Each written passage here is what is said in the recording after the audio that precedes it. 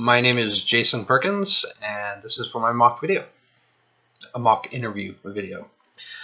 Tell me about yourself. Well, my name is Jason Perkins. I live in Northfield, New Hampshire. For fun, I like to go hunting and hiking. Actually went today, moose shed, look for the moose sheds, the antlers, after they fall off. Saw a lot of sign today, didn't get any moose, didn't see any antlers. I also like to do scuba diving. I love scuba diving. Picked it up a couple of years ago, and I'm actually in the middle right now of finishing my certification for being a master scuba diver. And this weekend, I'm actually going over to the lake that's frozen and diving underneath the ice, which is actually my number one fear. So I'm trying to squash that number one fear this weekend. Tell me about your past work experience. Well, currently I work at Spalding Youth Center, and it's a school for children with neurological, biological, and behavioral disorders. And we have some kids that live at the school, at a couple of the cottages, and then we have some day students that come in during the day. Before I worked at Spalding Youth Center, I worked at Sullivan County Department of Corrections, where my job was to provide security for an overwatch for about 200 inmates, all the way from the rehab facility up to max security. A lot of times I was defusing situations between the inmates, arguments, fights, and it was pretty successful at it. Before that, I worked bounced around a lot of jobs, basically doing construction or woodworking, building houses. I was a general contractor for my own house. I also worked for a high-end cabinetry shop that did a lot of high-end, expensive furniture for Beacon Street in Boston. A lot of residents down there. Coffee tables that cost $13,000, desks that cost $15,000. So that was a fun experience. Describe a time when you worked well with a team. Well, I would have to say the best time I worked with a team was actually a while back before woodworking. I actually joined the Army in 1999, and I served in the Army National Guard from 1999 to 2007. And that's definitely the best time I worked as a team. You have to work as a team. When you go to basic training, the first thing they do is they just tear you down and they teach you to work as a team. If you don't work as a team, then nothing gets accomplished and nothing gets done. One of the main important aspects of working as a team is communication. If you don't have communication, you're not going to have a good team. Tell me about a time when you had too many things to do and had to prioritize your tasks. Well, actually, what I'm doing right now with College for America, I'm actually moving around at a pretty good rate. I like to schedule a lot of my hardest classes that I know will be hard for me first. And I prefer to get the hard stuff done first. I'd rather bang out the hard stuff first and then work on the easier things. It's just, that's just how I work. I see something that's challenging and I like to go after it. Tell me about a time when you had to go above and beyond the call of duty. How did you handle the situation?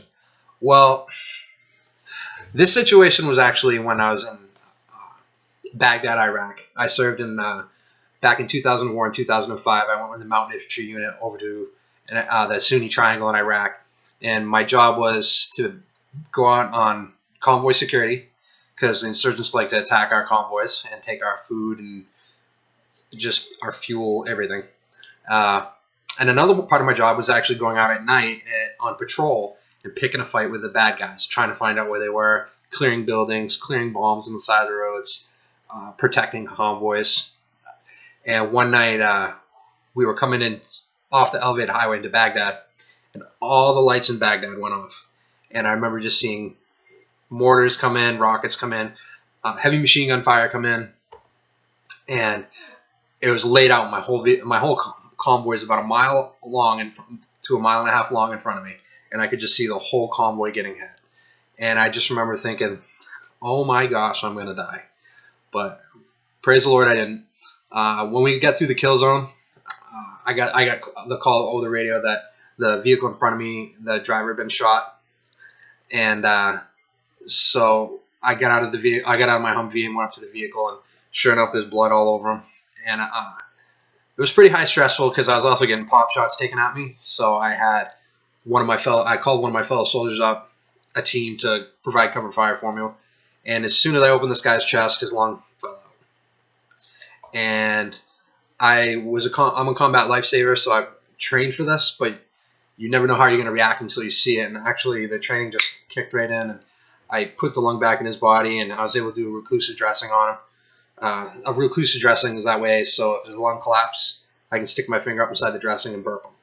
I stuck him with an IV, and I had the convoy commander come back to me and tell me, yeah, we're taking fire. What are we going to do with this guy? Do we need to airlift him out, or can we drive him to safety? And with the amount of blood that he had lost, I made the call, and I said, we need to medevac him out. So all 30 vehicles in the convoy shut their lights off. We were taking pot shots, and a few minutes later, a Black Hawk landed, and which was pretty cool. They did a really good job. And no lights. They had their night vision on, and they landed in the northbound lane.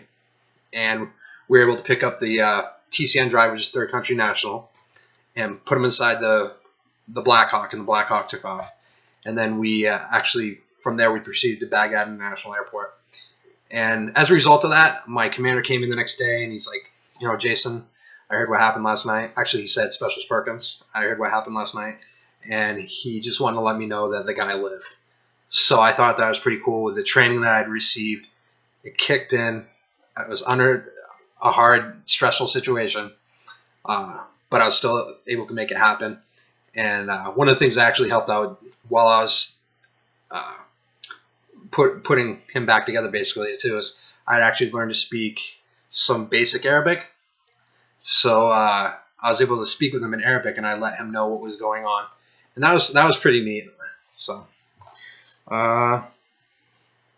Tell me about a time where you worked effectively under pressure.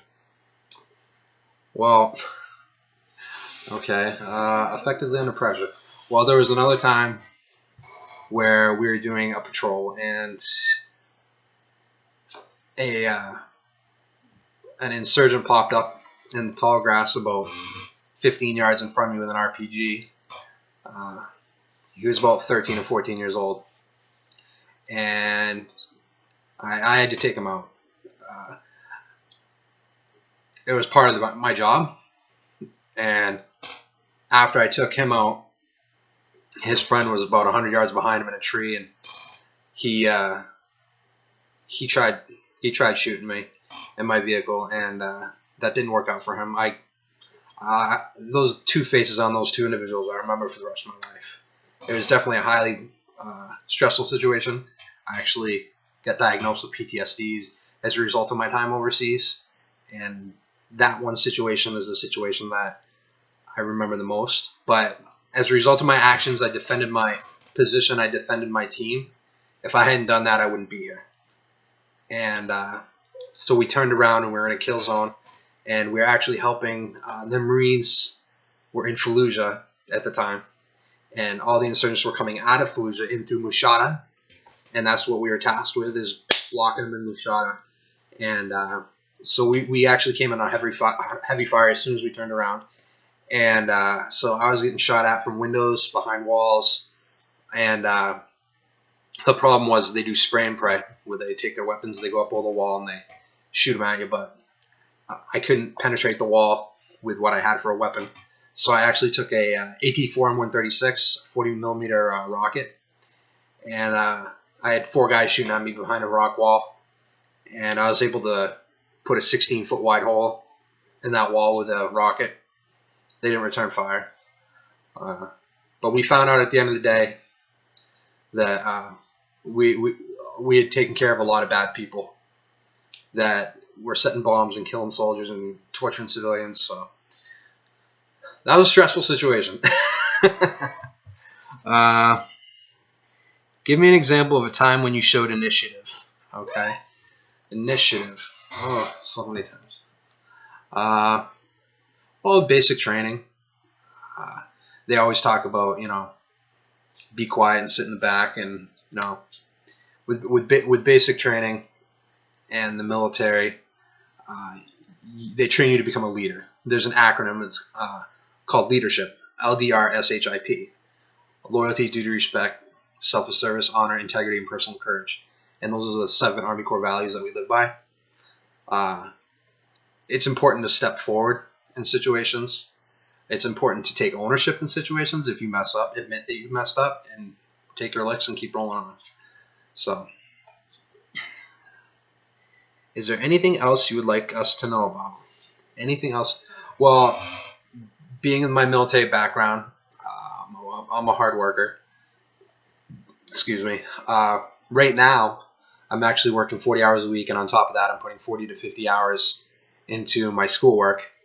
So I'm trying to better my life and also my family's life. But when it comes down to it, eventually I'd like to be a social worker, and I'd like to be able to work with the kids directly. It's important to me. I got diagnosed with PTSD and some other things that aren't going to allow me to physically do my job much longer.